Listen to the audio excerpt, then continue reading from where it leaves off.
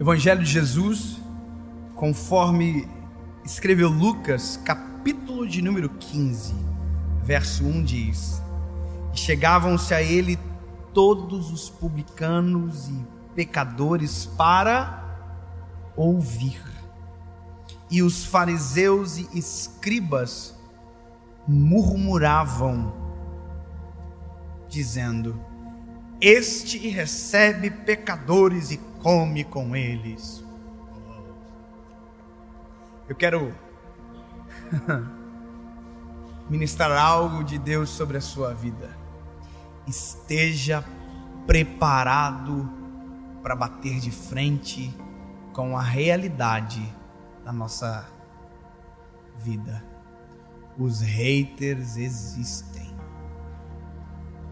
Eu confesso que demorei um tempo para entender, para poder ministrar sobre e gerar sim uma resposta, uma palavra de cura, para que a minha geração compreenda que isso é a realidade e que realidade precisa ser enfrentada, mas com sabedoria. Eu vou te dar algumas características, mas antes deixa eu contextualizar você pela palavra, para que você não pense que isso é novo, que quem criou foi a internet. Não. Hater é hater desde que mundo é mundo. Jesus, a Bíblia vai dizer que está começando a pregar. Qual é a frase, o verbo pregar? Ele está começando. Ninguém sofre ataque sem fazer nada. Só acontece quando tem alguém fazendo alguma coisa. Inércia é o melhor remédio para o hater, porque ninguém mexe com quem não faz nada. Jesus só teve hater a partir dos 30 anos. Teve Herodes primeiro, mas só começou propriamente quando o ministério de Jesus começou. Ou seja, só começou quando deu início a uma revolução que nós hoje, por conta dele, temos inclusive um calendário que foi dividido: antes de Cristo, depois de Cristo. Olha, a Bíblia vai dizer que Jesus está começando a pregar e há dois públicos ouvindo ou no local. O primeiro, a Bíblia diz, são os pecadores e os publicanos, os que sabem que não merecem, os que não se sentem superiores, os que se sentem indignos, os que sabem que este evangelho não havia vindo para eles. Esses, a Bíblia diz que estão para ouvir.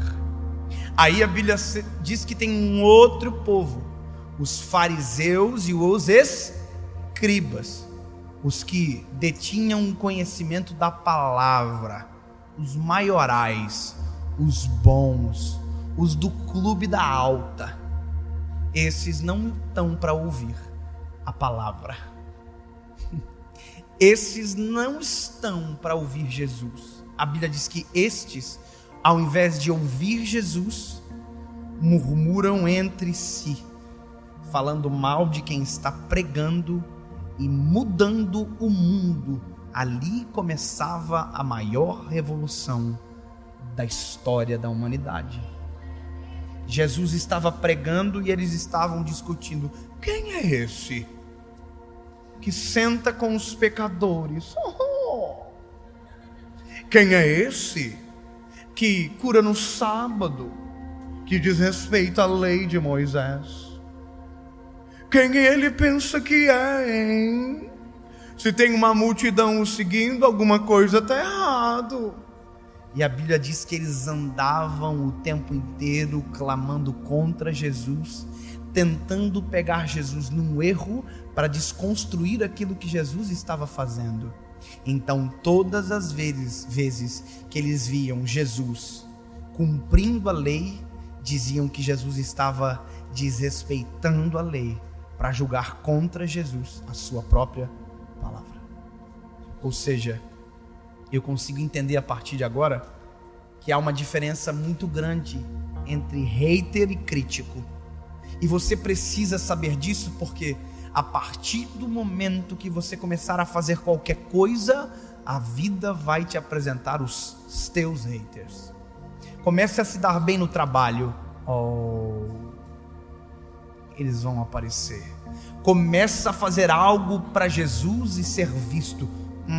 Espera, alguém vai dizer que é sorte, alguém vai dizer porque você puxou o saco da pessoa certa, alguém vai colocar você contra a parede e dizer que alguma coisa está errado, alguém vai tentar desconstruir aquilo que Jesus ajudou você a construir. Porque hater é ódio. Hater, hate, ódio. Ou seja, o hater, diferente do crítico, ele não releva o teu fruto. O teu fruto não o interessa. O que o arrebenta é você, naquele momento, de maneira temporal, parecer ser mais relevante do que ele. Porque na cabeça do hater, o seu lugar sempre deveria ser o lugar dele. Na cabeça de quem tem esse tipo de sentimento, isso é uma injustiça. Você viver o que está vivendo, injustiça. E por isso que todo hater nunca consegue reconhecer o que Deus faz na vida de alguém. Ele sempre tenta tirar o brilho para se sentir superior e mostrar que, na verdade, ele deveria estar no seu lugar. A crítica é diferente. E é isso que a nossa geração confunde. O hater com o crítico. Não. O crítico reconhece os frutos e não ignora o erro. O hater vê o erro, odeia o erro, mas antes de odiar o erro, ele já odiava você. E outra coisa, ele não está nem aí para fruto. Ele quer que, pelo contrário, a árvore apodreça, morra e desapareça.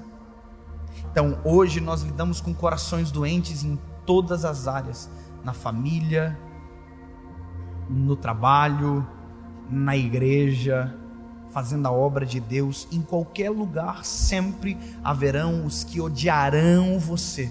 Agora, qual é a lição?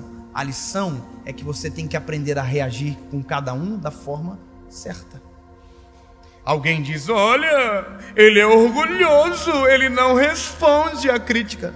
Não, você não responde o hater, porque o hater se alimenta quando você responde. Deixa eu dizer, quem não alimenta o hater faz o hater passar fome.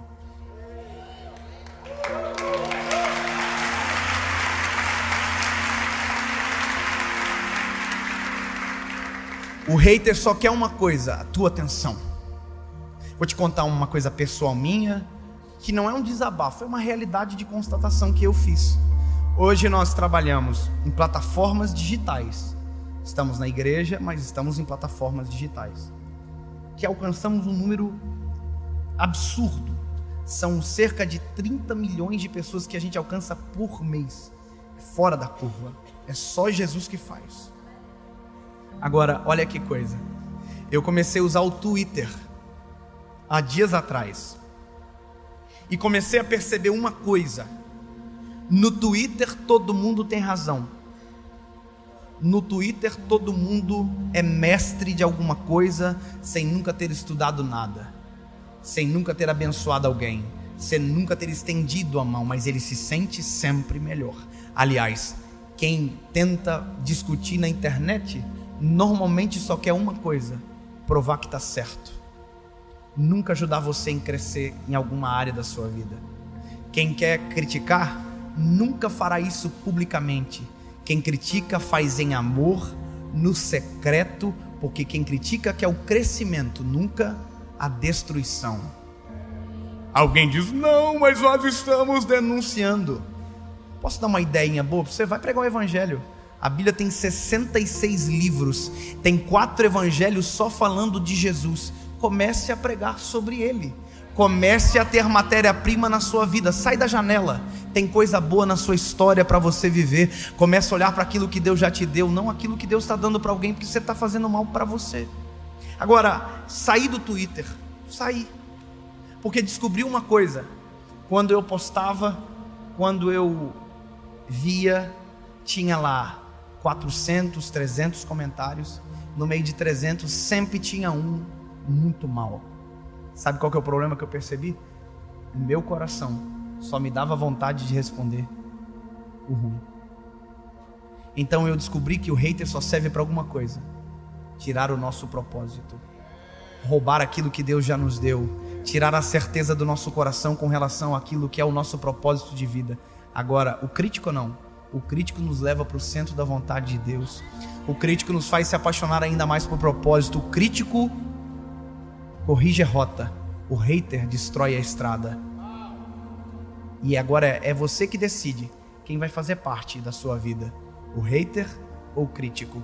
Quer debater? Debata no secreto. Converse com quem tem para ensinar, não com quem tem para destruir. Termino dizendo para você, e que isso sirva de lição para minha geração: nunca responda alguém que não construiu 1% do que você construiu. Nunca reaja a alguém que não faz por alguém o que você faz todos os dias. Só tem direito de acessar o teu coração quem já caminhou mais do que você. Palavra de conhecimento não vem de covarde escondida atrás de computador. Palavra de conhecimento vem de gente cheia do Espírito Santo, que se importa com você, que ama o que Deus tem para você. Essas pessoas você ouve. O hater, você não reage, você apenas finge que está tudo bem, que em poucos dias os haters morrerão de fome e a nossa geração será conhecida pelos frutos e não pelas brigas de internet.